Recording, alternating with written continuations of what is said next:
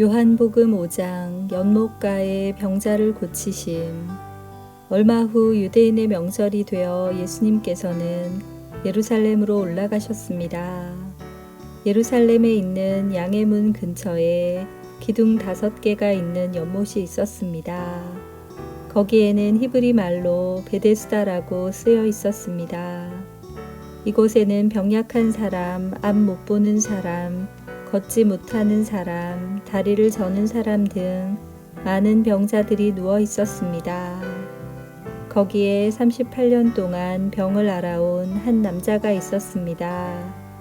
예수님께서는 그 남자가 누워 있는 것을 보시고 그가 아주 오랫동안 병을 앓아온 사람이라는 것을 아셨습니다. 그래서 그에게 물으셨습니다. 낫기를 원하시오. 병든 사람이 대답했습니다. 선생님, 물이 움직이기 시작할 때 제가 연못 안으로 들어갈 수 있게 도와주는 사람이 없습니다. 제가 물속으로 들어가려고 하면 다른 사람이 저보다 앞서서 물속으로 들어가곤 합니다. 그때 예수님께서 말씀하셨습니다. 일어나서 당신의 침상을 들고 걸어가시오. 그 즉시 그 남자는 병이 나았습니다. 그는 그의 침상을 들고 걸어가기 시작했습니다. 그런데 그날은 안식일이었습니다. 그래서 유대인들은 병이 나은 그 남자에게 이렇게 말했습니다. 오늘은 안식일이요. 안식일에 당신이 침상을 들고 가는 것은 율법을 어기는 일이요. 그러자 그 남자가 대답했습니다. 나를 고쳐주신 분이 나에게 침상을 들고 걸어가거라 하고 말씀하셨습니다. 당신에게 침상을 들고 걸어가라고 말한 사람이 도대체 누구요? 라고 유대인들이 다시 물었습니다. 그러나 병 고침을 받은 사람은 어떤 사람이 자기를 고쳐주었는지 알 도리가 없었습니다. 왜냐하면 그곳에는 많은 사람이 있었고 예수님께서는 이미 군중 속으로 사라진 뒤였기 때문입니다. 얼마 후 예수님께서는 성전 뜰에서 그 남자를 만나 그에게 말씀하셨습니다. 보시오, 당신은 이제 다시 건강해졌으니 더 악한 일이 당신에게 닥치지 않게 다시는 죄를 짓지 마시오. 그 남자는 그 자리를 떠나 유대인들에게 가서 자신을 고쳐주신 분이 예수님이라고 말했습니다. 예수님께서 안식일에 이러한 일을 하셨기 때문에 유대인들은 예수님을 핍박하기 시작했습니다. 그러나 예수님께서는 그들에게 이렇게 말씀하셨습니다. 내 아버지께서 지금까지 항상 일하시니 나도 일한다. 이 말 때문에 유대인들은 더더욱 예수님을 죽이려고 안달하였습니다. 그것은 그분이 안식일을 범할 뿐만 아니라 하나님을 자기의 친아버지라고 불러 자기를 하나님과 동등하게 여기고 있기 때문이었습니다. 하나님의 권세를 가지신 예수님. 그러나 예수님께서 말씀하셨습니다. 내가 너희에게 진리를 말한다. 아들은 어느 것 하나도 혼자서 할 수 없다. 아들은 다만 아버지께서 하시는 일을 보고서야 그것을 할 수 있을 따름이다. 그것은 아버지께서 무엇을 행하시든지 아들도 행하기 때문이다. 아버지께서는 아들을 사랑하셔서 그분이 하시는 모든 일들을 아들에게 보여주신다. 너희에게는 놀랄 만한 일이겠지만 아버지께서는 이보다 더 큰 일들을 아들에게 보여주실 것이다. 아버지께서 죽은 사람을 부활시키시며 그들에게 생명을 주시는 것처럼 아들도 자기가 원하는 자들에게 생명을 줄 것이다. 이뿐 아니라 아버지는 아무도 심판하지 않으시고 심판하는 모든 권한을 아들에게 맡기셨다.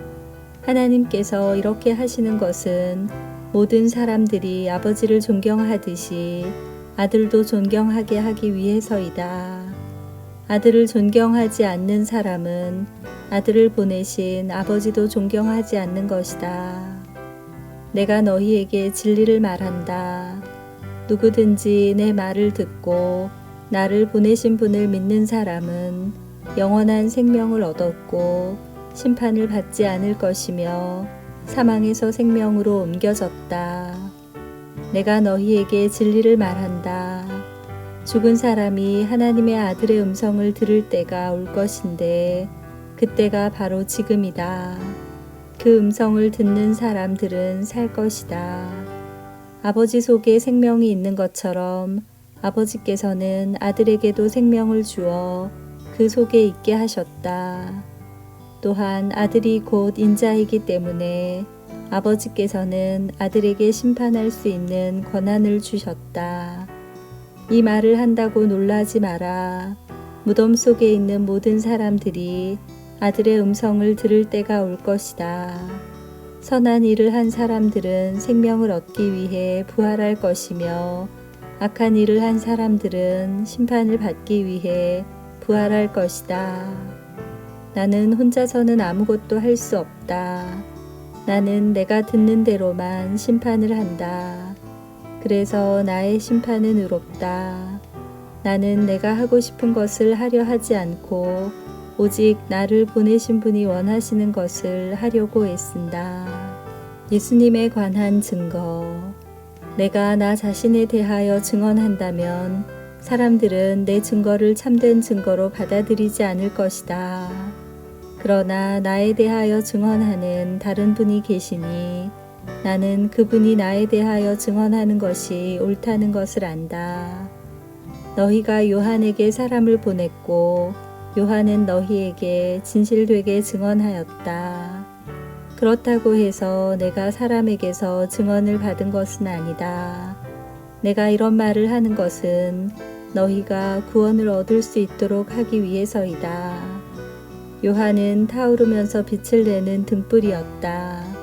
너희는 잠시 요한의 빛 가운데서 기뻐하기를 원했으나 내게는 요한의 증언보다 더 큰 증언이 있다. 아버지께서 나에게 하라고 주셨고 지금 내가 행하고 있는 일들이 아버지께서 나를 보내신 것을 증언한다.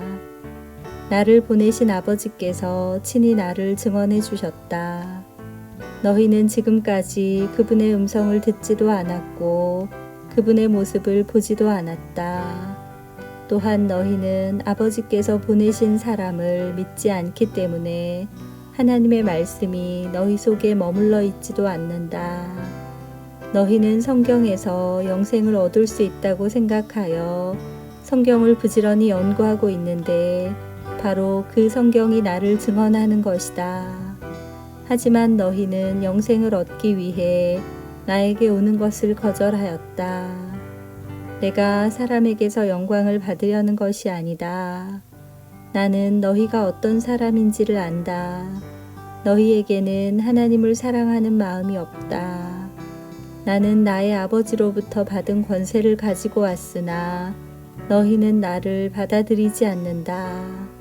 그러나 다른 사람이 자기의 권세를 가지고 온다면 너희는 그를 받아들일 것이다. 너희는 너희끼리 영광 받는 것을 좋아하면서도 하나님께로부터 오는 영광을 얻는 일에는 힘을 쓰지 않으니 너희가 어떻게 나를 믿을 수 있겠느냐. 내가 아버지 앞에서 너희를 고소할 것이라고 생각하지 마라. 너희를 고소하는 사람은 바로 너희가 소망을 두고 있는 모세이다. 너희가 모세를 믿었다면 나를 믿었을 것이다. 왜냐하면 모세가 기록한 것이 나에 관한 것이기 때문이다. 너희가 모세의 글을 믿지 않는데 내가 말하는 것을 어떻게 믿을 수 있겠느냐.